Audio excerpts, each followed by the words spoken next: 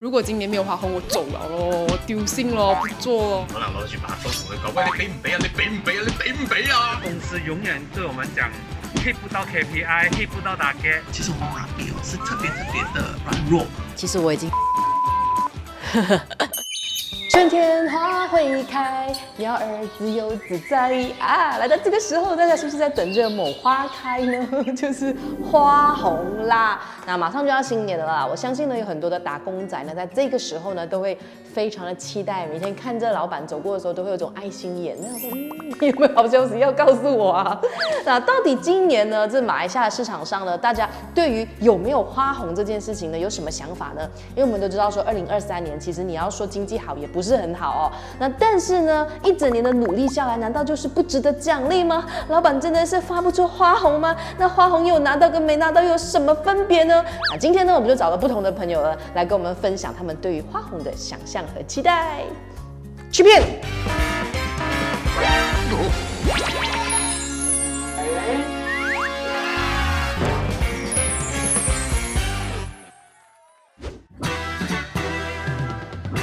我們這些打工仔當然期待啦，花紅。當然期待啦，這是打工族的生活必需品。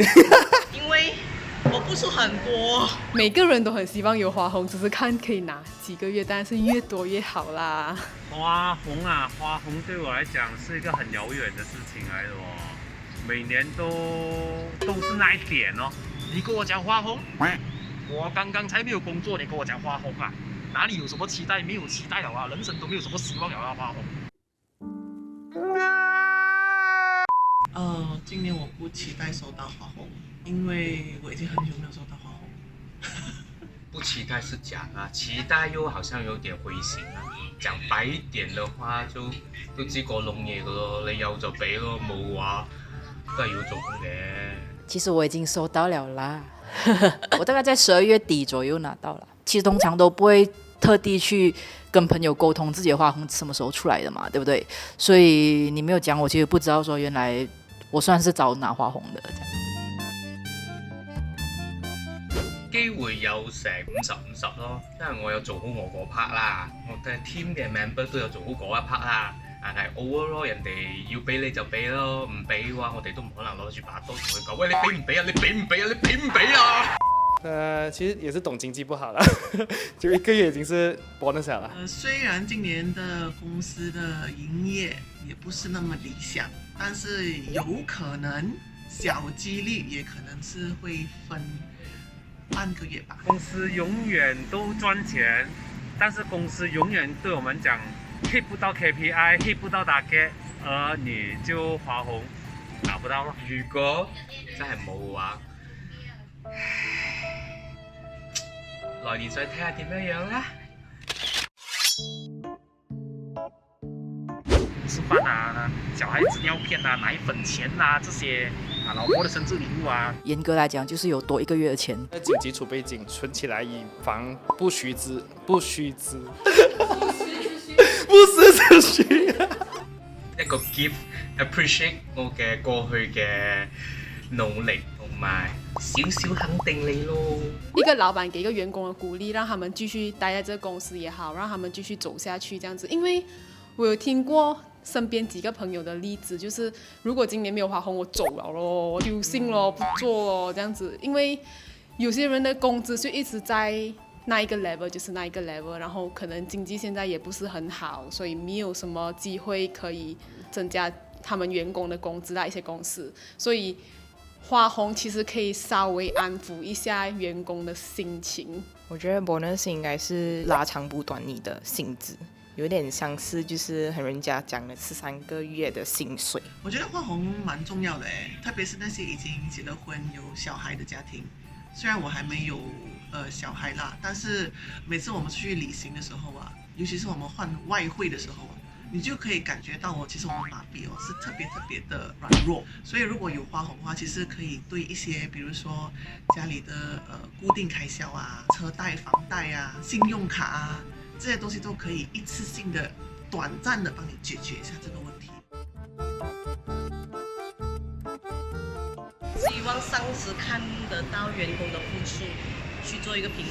改成绩效制吧。我所知的基本上是全公司员工都是拿同样的啊，就是1个月就1个月，2个月2个月这样子。跟这个公司本身的这个收入有很关系。要讲花红之前，好像也要去衡量说，自己在这份工作上到底有什么样的一个付出，你才有一个这样子的资格拿到这一笔钱。如果可以在新年前发花红的话，对那种很像我们华人过新年需要发红包的、需要消费的人，就对了，当然是一个相对于比較好的處理或者是時機啦。最好咧係好似啲鬼佬公司咁樣，有個制度，即係睇你嘅 performing 咧，每年都覺得至少唔會少過3個月㗎啦。以亞洲公司嘅嗰種 standard 嚟講啦，係冇乜可能嘅，都唯有一切在夢裏發生啦。没有期待，没有伤害啊。公司呢政策呢，它永远是一个达不到标的 KPI，hit 不到标的那一个东西的，所以我也改变不到它。他们 set KPI 之前可以問問我們先嘛。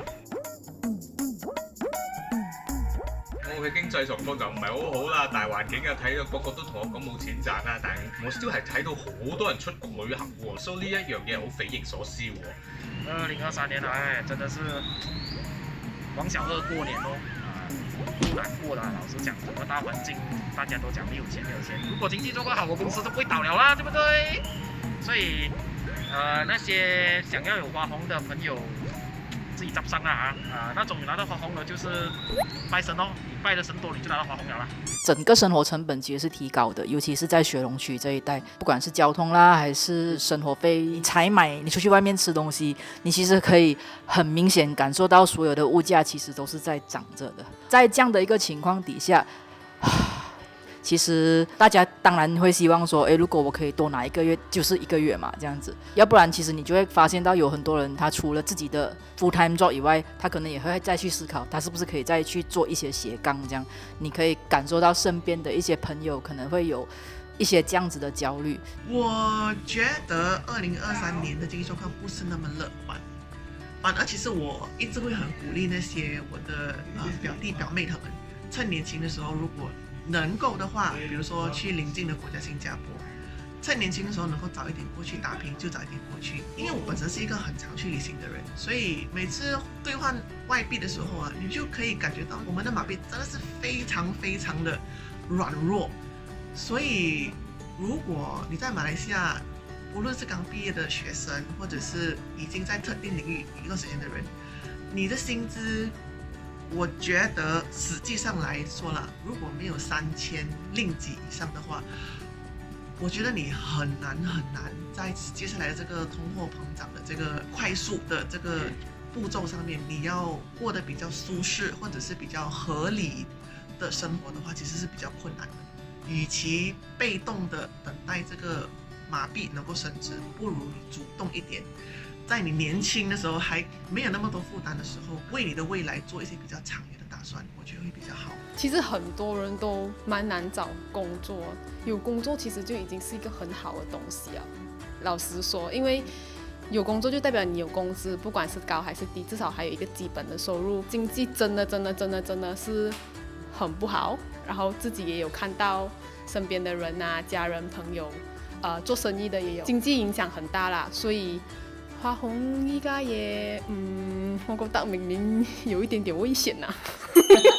好，不知道你看到大家的分享之后呢，你自己有没有什么看法了？来留言告诉我们，你觉得你会不会有花红？你认为2024年的经济状况会是怎么样呢？有任何的想法或任何的观察的朋友，都可以在留言区留言，让我们知道哦。那我自己是觉得2024年应该日子也是不太好过啦哈。因为我们大概可以从去年的年中中间的中开始呢，就已经 feel 到整个市场呢是比较疲态的。无论是像我们这种做餐饮业我自己有做餐饮业啦，就是这种很 essential 的东西呢，也是 feel 到哇，好像不太能够做得起来的感觉。那大环境也是比较多的问题，所以我相信它不会是一个非常就是的一年，不要讲，对，不要怪我，好像觉得应该要讲好唔努力的东西，但是我觉得大家要有一点心理的准备啦。那也听到很多人呢分享说，哦，因为现在你本来的薪水就很难生存啊，所有东西都高涨啊，所以生活压力很大，薪水不够啊。那我必须说，就是当我自从就是自己创业了之后，我也开始有了另外一个view， 也就是同样的所有东西都成本高涨的时候，薪水不够的时候。老板的营运成本也是一样加高的，而且它加高的那个数量 percentage 呢，可能是我们一般人很难想象的，尤其是 SME 是真的太辛苦了，所以我觉得大家都互相的去体谅，然后一起，无论是老板啊，或者是员工啊，大家共同的团结努力去找到很好的商业模式，把生意做好，那可能 maybe 2025年的花红就可以期待了。好，也因为呢，这个花红毕竟是一个比较敏感的东西嘛，那我们这样子镜头怼过去的时候，大家还是有一点点紧张，对不对？不太好意思讲，没有关系，我们想要做一件事，就是匿名投稿。我们做了一个就是 Google Form， 然后呢，我们很想要知道其他人的花红状况，可是一般人是不会告诉你的嘛。这样你们一起来参与这一个匿名投稿，回答我们的几个问题，就是你收过最厉害的花红是怎么样子啊，然后比吧这样子。然后当我们收集完了大家的匿名投稿之后，我们再把它做成一支影片来跟大家分享，好不好？那你也一起来贡献，然后我们就可以把这个 database 做得比较完整一点点。join 不 join？join 不 join？ 嗨，在我们的这个描述栏那边找出我们的这个 Google Form 的连接吧。好，我们下一支影片再见。荧光笔每个礼拜3跟礼拜6都会有影片上架。还有，记得 follow 我们的这些平台。那如果说你想要 donate 我们或是加入我们的会员的话呢，也非常欢迎。感谢大家，赶快按下面的 button 哦。祝你有花红。